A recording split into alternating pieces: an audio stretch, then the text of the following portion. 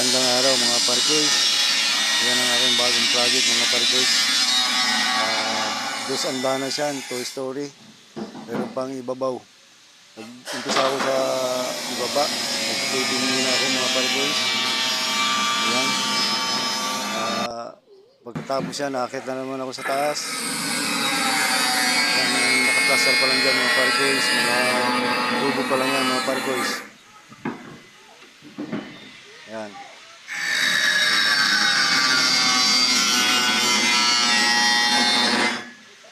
Nagtutubing pa lang ako mga parikoys.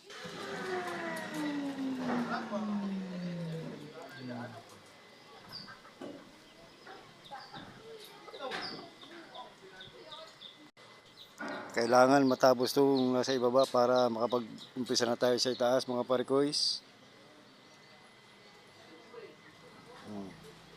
Yan ang aking trabaho ngayon mga parikoys, electrical.